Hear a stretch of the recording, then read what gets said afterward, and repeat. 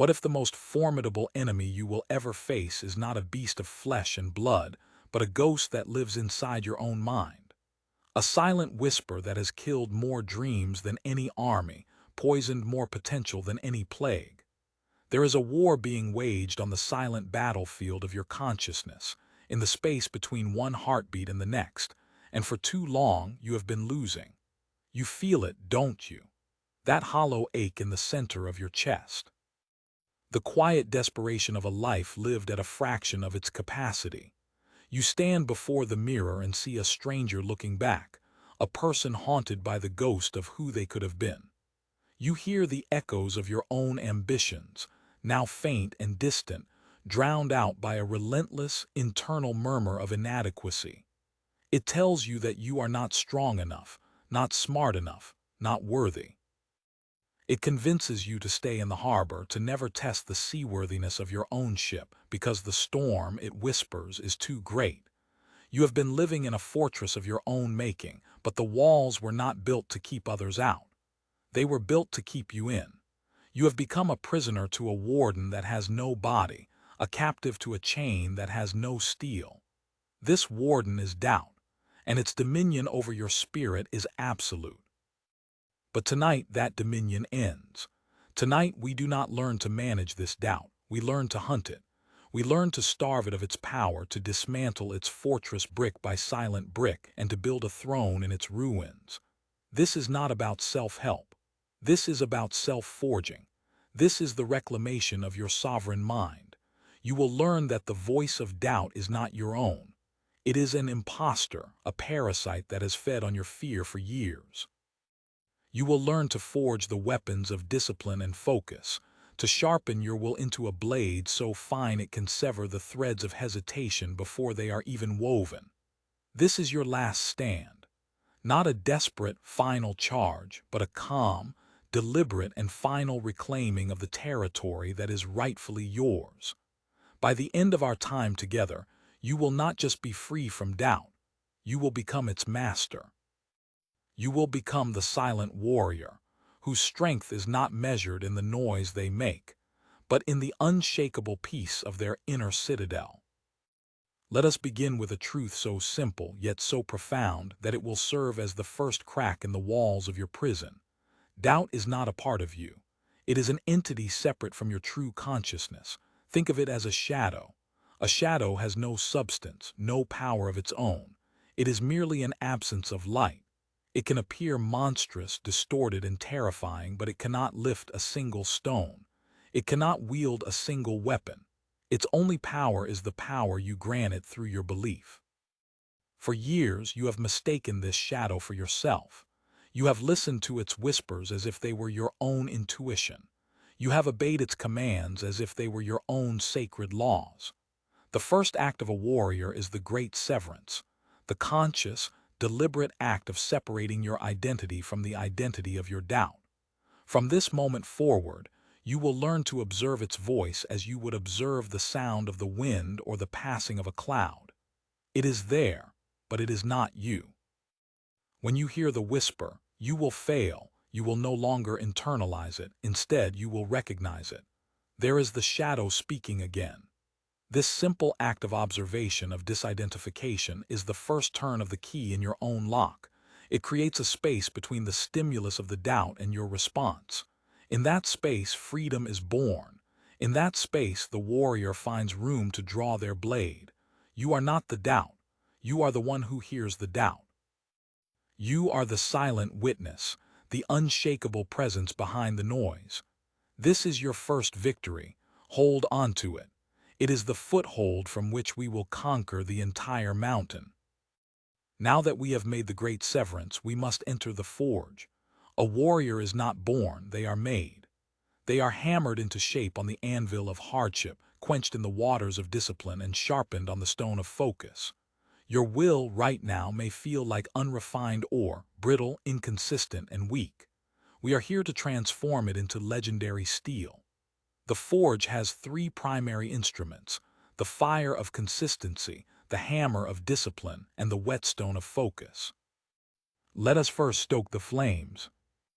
Consistency is the sacred fire that purifies and strengthens. It is the unwavering heat that burns away weakness and melts down your resolve into a single, unified force. The world preaches the gospel of grand gestures, of explosive motivation and overnight success. This is a lie, a siren song meant to lure you onto the rocks of disappointment. The silent warrior understands the power of the small, the unrelenting, the daily. The path to an unbreakable will is not a sprint. It is the patient, rhythmic act of placing one foot in front of the other, day after day, regardless of the weather in your soul. Doubt thrives in inconsistency. It loves the gaps between your efforts, the moments of hesitation where you pause to ask, "Is this working?" In those gaps it plants its seeds. Consistency seals those gaps. It leaves no room for doubt to take root. Your task is to build a chain of days where you honor your commitment to yourself, no matter how small. Did you commit to waking at dawn? Then you rise. Not because you feel motivated, not because the sun is shining, but because it is dawn and the commitment was made. The chain is not meant to be a prison. It is your armor. Each link is a small victory, a testament to your word. And with each link you add, the armor grows stronger until the whispers of doubt can no longer find a way to pierce it. Do not concern yourself with the magnitude of the task. Concern yourself only with adding the next link. The warrior who can lay one brick perfectly every single day will build a fortress faster than the king who waits for the perfect moment to build a castle. The fire of consistency is not glamorous. It does not roar for an audience. It is a low, steady burn, a quiet heat that transforms everything it touches. Stoke this fire. Feed it with small promises kept, and it will forge you into something unrecognizable. With the fire burning, we now take up the hammer. Discipline is the force that shapes your will. It is the conscious, deliberate application of pressure that gives your character its form, its edge, its strength. Motivation is a fleeting feeling, a fair-weather friend that abandons you at the first sign of a storm. Discipline is the grizzled veteran who stands with you in the pouring rain, who wakes you before the sun, who demands you do what must be done, not what you want to do. The modern world has taught you to fear discipline, to see it as a form of self-punishment. This is another lie whispered by the shadow. Discipline is not punishment. It is the highest form of self-love. It is the ultimate act of respect for the future version of yourself. It is the choice to trade the cheap, instant gratification of the moment for the profound, lasting fulfillment of your potential. To wield the hammer of discipline, you must understand its rhythm. It is not about striking with frantic, desperate force. It is about a steady, controlled, and intentional impact. Begin with the ritual of the dawn. The first hour of your day sets the tone for the entire battle. While the world is asleep, while your own inner weakness is still groggy and slow, you strike. This ritual is non-negotiable. It could be 10 minutes of silent reflection. It could be a brutal physical workout. It could be reading a single page of ancient wisdom. The content matters less than the act itself. The act is a declaration.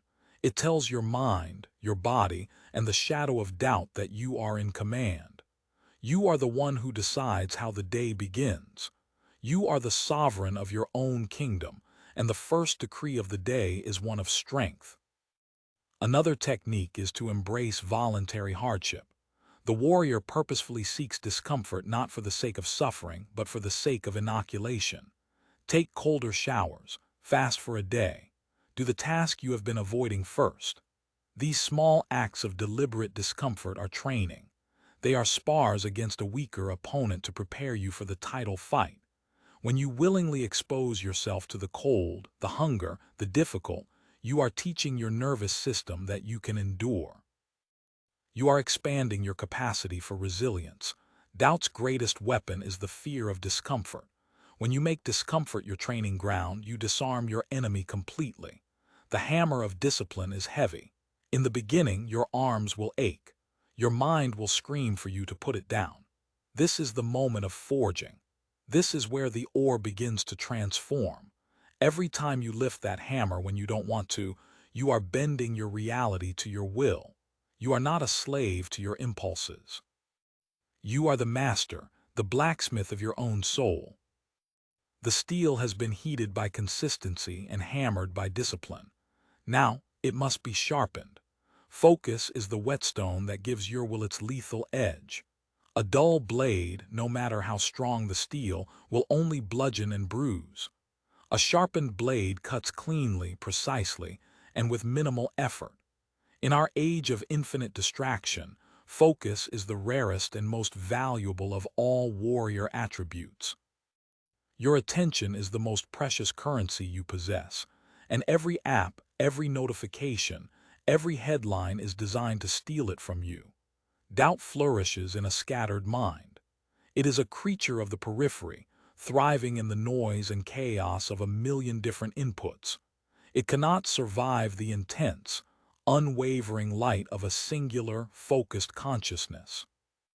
To sharpen your focus, you must practice the art of the closed door. This is both a literal and a metaphorical practice.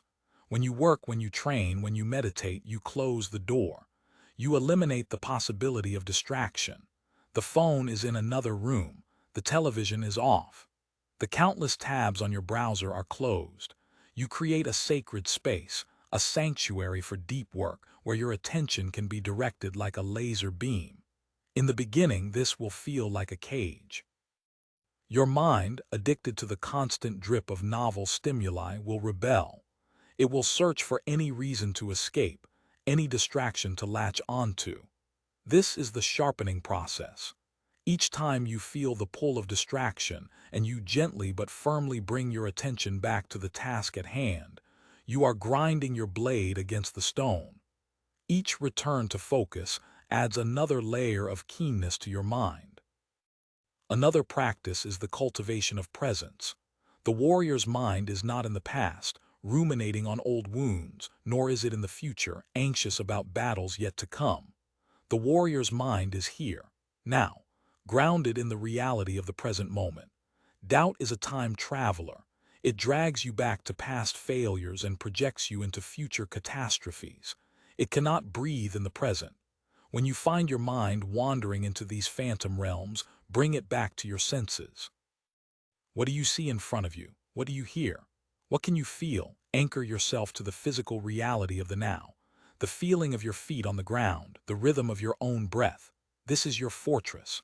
In the absolute present, there is no room for the ghosts of what was or the phantoms of what might be. There is only the task, the breath, the single point of focus. A scattered mind is a weak mind. A focused mind is a weapon of immense power. A warrior with a dull blade must swing 100 times. A warrior with a sharpened blade needs to strike only once.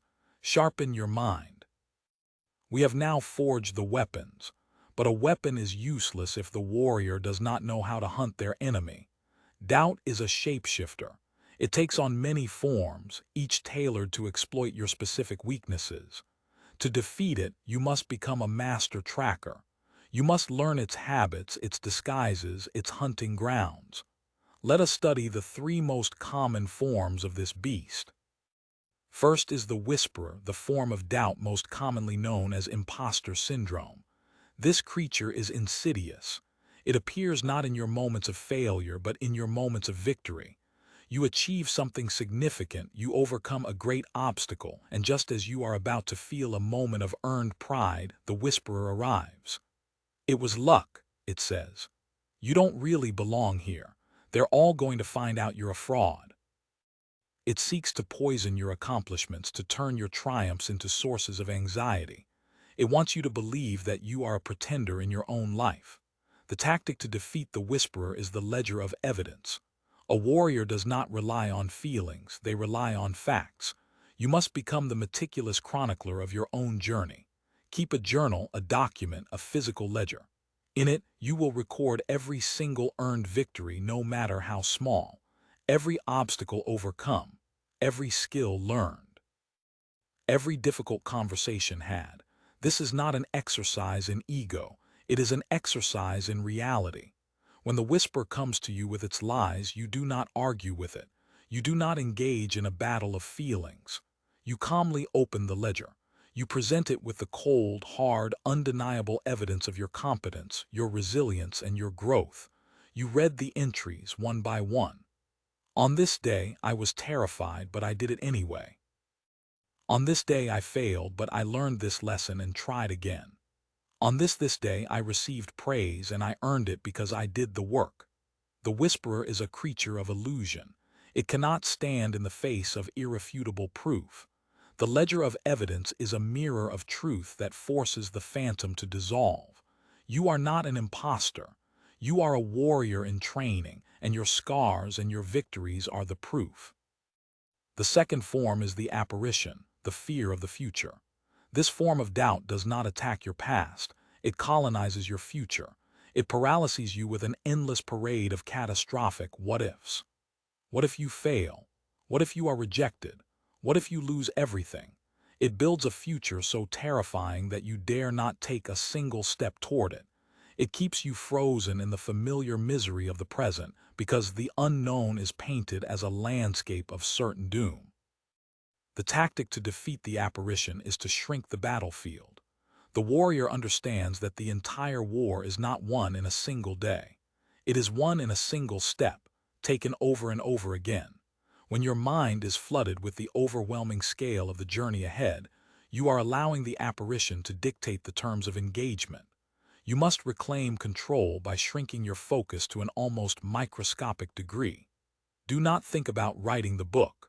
Think only about writing one true sentence. Do not think about building the business. Think only about making one phone call. Do not think about running the marathon. Think only about putting on your shoes and taking the first step out the door. Your objective is not the distant mountain peak. Your objective is the single patch of ground directly in front of your foot. Can you secure this ground? Yes. Then do that. And when you have, your new objective becomes the next patch of ground. By shrinking the battlefield to the immediate present, the next possible action, you render the apparition powerless. It can scream about the dragons on the horizon, but you are not looking at the horizon. You are looking at your feet. You are concerned only with the integrity of this single step. This is the way of the warrior. One perfect motion, one perfect breath, one victory at a time. The future is a phantom. The present is the only ground upon which a battle can be won. The third and most dangerous form of doubt is the saboteur. This is the self-limiting belief. This form is the most difficult to defeat because it does not feel like an external enemy. It feels like your own voice, your own wisdom, your own rational assessment of reality. It speaks in the language of pragmatism. I'm just not a morning person. I've never been good with people. I'm too old to start now. It presents these statements not as fears, but as unchangeable facts about who you are. The saboteur has built the very cage you live in and convinced you it is your natural habitat. The tactic to defeat the saboteur is the interrogation. You must become a relentless inquisitor of your own core beliefs. You must place every I can't and every I'm not on trial. When the belief arises, I'm not disciplined enough, you do not accept it. You interrogate it. Says who? Who passed this judgment upon me? Was it a single moment of failure 10 years ago? Was it the voice of a parent or a teacher from my childhood? What evidence do I have that this is an immutable law of my being, rather than a story I have been telling myself? You must question these beliefs with the ferocity of a prosecutor who knows the witness is lying. Challenge the belief to present its evidence. You will find that most of these self-limiting beliefs are built on a foundation of sand. They are ancient stories, hearsay, and misinterpretations of past events. They have no substance. The interrogation is the process of shining a light so bright on these beliefs that their fraudulent nature is exposed. Once a belief has been revealed as a lie, it loses its power over you. You are not a fixed entity. You are not a stone carving. You are a river. You are a process of becoming. The stories you tell yourself are the banks that direct your flow. By interrogating and dismantling the old stories, you can carve new channels, you can change your course. You are not who you were. You are who you are choosing to become in this very moment. We have spoken of the forge and the hunt. We have established the great severance, built our weapons, and learned to identify our enemy. You have achieved tactical victories, but now we must prepare for the siege. There will come a time when doubt does not send its scouts, the whisperer, the apparition, the saboteur. It will launch an all-out assault. It will marshal all its forces and lay siege to the very core of your being. This often happens after a significant setback, a public failure, or a moment of profound vulnerability. This is the dark night of the soul.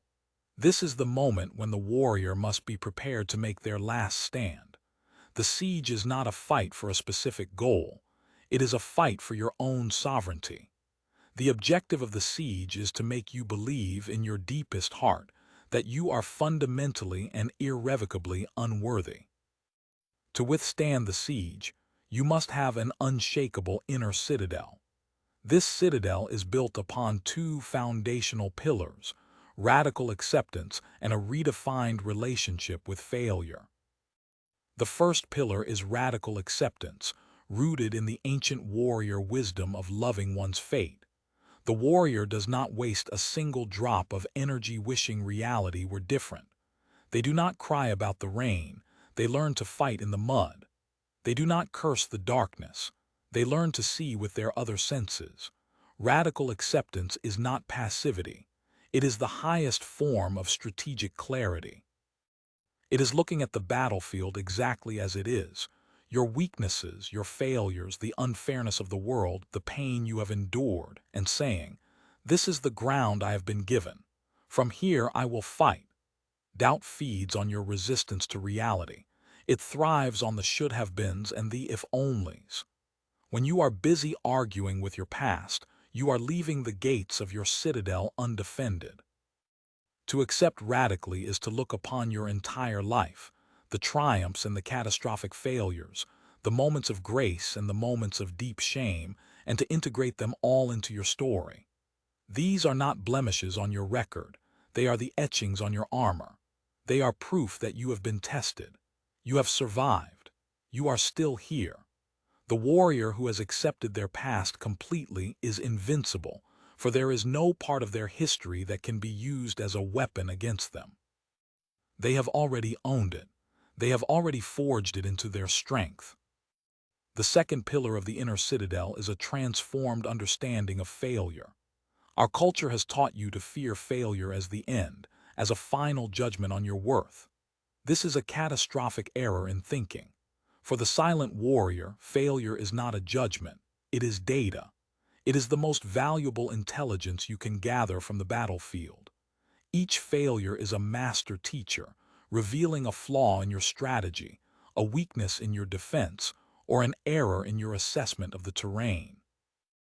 The warrior does not seek failure, but they do not fear it. They welcome it as a necessary part of the path to mastery. When you fail, you do not retreat in shame. You advance to study the wreckage. You perform an after-action report with cold, detached precision. What went wrong? What was the variable I did not account for?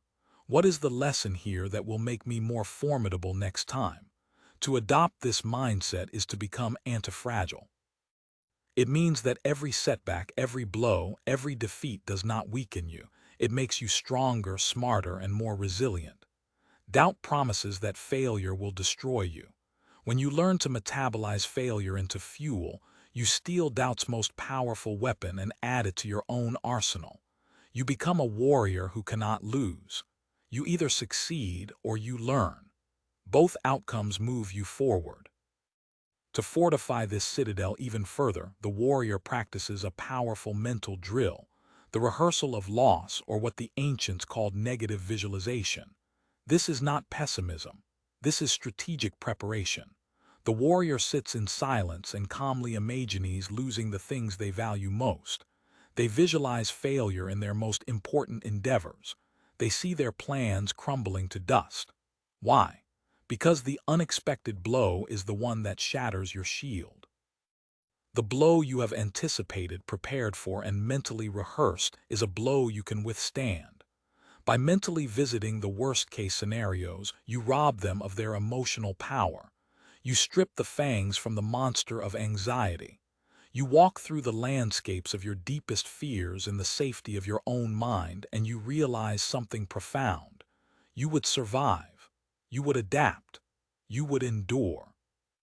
When you have faced the worst in your imagination and planned your response, the whispers of "what if" from the apparition become meaningless.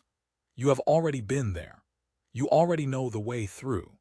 Your citadel becomes a place of profound peace, not because it is safe from the storms of life, but because its foundations are so deep that no storm can shake it. We have journeyed far. We have distinguished your true voice from the enemy's shadow. We have entered the forge and crafted the weapons of consistency, discipline, and focus. We have learned to hunt the shape-shifting forms of doubt, and we have laid the foundations for an inner citadel that can withstand any siege. You have been given the maps, the tools, and the strategies, but knowledge is not power. Knowledge acted upon is power. The war against doubt is not won in a single, glorious battle. It is won in the quiet, unglamorous choices you make every single day. It is won when you choose to get out of bed instead of hitting snooze. It is won when you choose to face the difficult task instead of seeking distraction. It is won when you choose to observe the voice of doubt instead of obeying it. Each of these choices is a vote cast for the person you intend to become. Think back for a moment. Find a memory, a clear one, of a time you stood at a crossroads. A time you knew which path led to growth, to challenge, to the person you wanted to be. And you chose the other path, the easier path, the path of retreat. Can you still hear the whisper that convinced you to turn back? Can you feel the phantom weight of the chain it wrapped around your ankle? Was that voice, that feeling of limitation, truly yours? Or was it the shadow, the imposter, the ghost that has haunted you for far too long? See it for what it is: a lie, a fiction you have allowed to become your reality, and now you know how to rewrite the story. This journey is not about becoming someone else. It is about removing the layers of fear, conditioning, and doubt that have obscured the warrior who has been inside you all along. It is an excavation, a remembering of your own inherent strength. The power you seek is not in some future accomplishment or external validation. It is in the silence between your thoughts. It is in the conscious choice to act in alignment with your highest self, even when, especially when, it is difficult. The world is filled with people who have surrendered their minds to the tyranny of their own fears. They live in a constant state of low-grade anxiety, regret, and quiet desperation. They have allowed the shadow to become their king. But you are choosing a different path. You are choosing the path of the sovereign, the path of the warrior. The war is not over when you defeat doubt once. It is over when you become the person who is always ready for its return. It is over when its whispers are met not with fear or argument, but with a quiet, unshakable inner smile. The smile of a master who recognizes the clumsy tactics of an old, familiar foe. You do not need to shout down your doubt. Your power lies in the quiet thunder of your deliberate action. Let your disciplined life be the only rebuttal your doubt ever receives. The world does not need another spectator, another critic, another person paralyzed by the fear of what might go wrong. It needs the calm, centered, and formidable presence of the warrior who has mastered their own mind. It needs the quiet strength you are capable of building. Go now from this place, and let the silence of your actions echo through eternity. The chronicles of your journey are waiting to be written. The blank pages are in front of you.